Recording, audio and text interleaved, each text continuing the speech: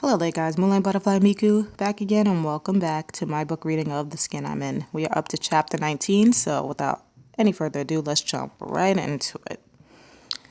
Dear Diary, they took us up top today. I cried when the sun touched my face. It has been a long time since I seen it. The others, they jumped and ran and laughed like they were free. I sat down in a corner by myself. I stared at the sun, and then shut my eyes tight.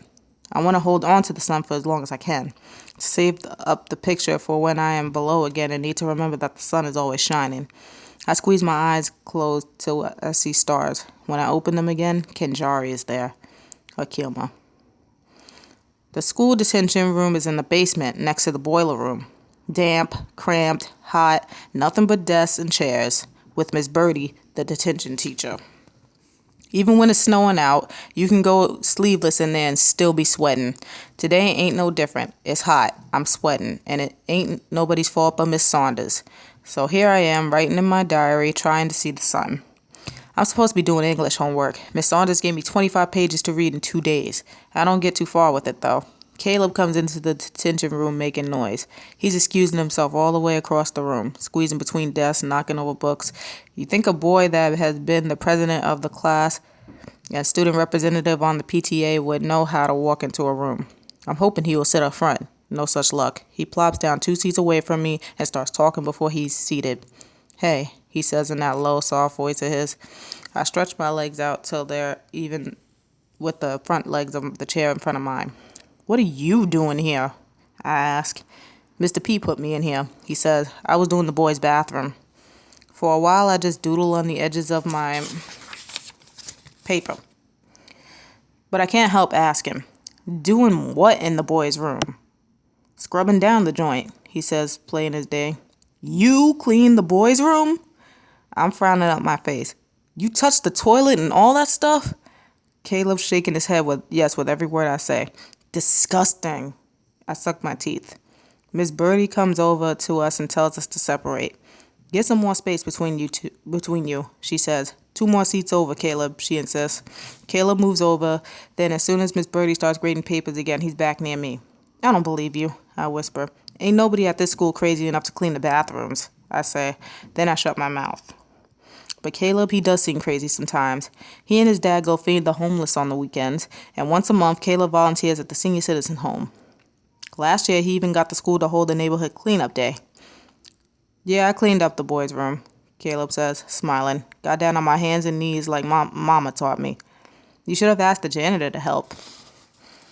He's doing his job, Caleb says. It's the rest of us that aren't doing ours. Caleb's hands don't look like they've been in no toilets, even if he was wearing gloves. His hands are big, with nice white straight nails, and his fingers are long and strong, and they move all over the place when he gets excited.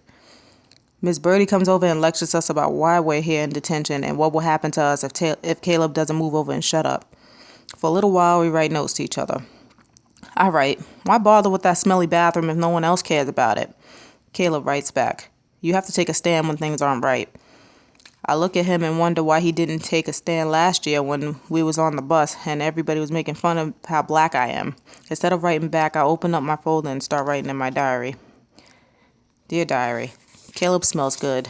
Sometimes when I'm around him, I lose my head.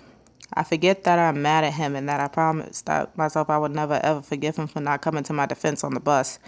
Those white teeth, them eyes and that voice, they make me forget sometimes what he's done. That's why I try to keep away from him. I don't want to forget. Malika.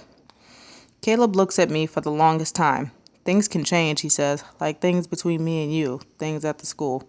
Don't go there, Caleb, I say. I said I was sorry, remember? Said it 10,000 times. Give a brother a break, why don't you? This ain't McDonald's, Caleb. No breaks today, I say, moving to another seat.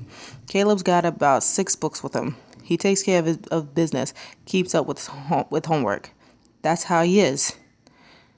But even 2 seats over, I can smell him. He don't wear that cheap stuff that hurts your nose like some boys do. Dear Diary, should you ever forgive a boy who done you wrong? Malika. Caleb can be persistent. He moves down 2 seats. Miss Birdie, the teacher, tells us both to settle down, shut up, or be ready to spend the day in detention again tomorrow. That don't faze Caleb none. He keeps running off at the mouth. Why are you bothering me, Caleb? I ask.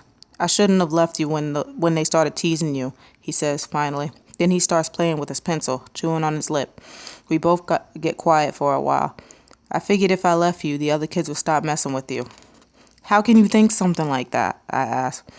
Caleb says that ever since him and me started hanging together, the kids tease me. So he figured if he got away from me, they'd stop.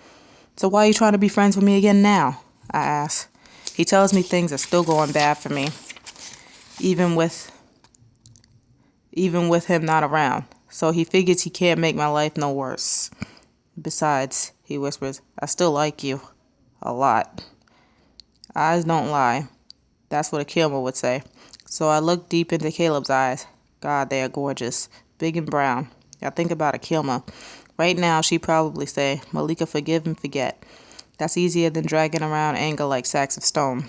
I want to laugh at that one. Those is Mama's words. She says them when I get mad at her. I want to forgive Caleb, but I'm scared. What if I start liking him again and he does what he did before?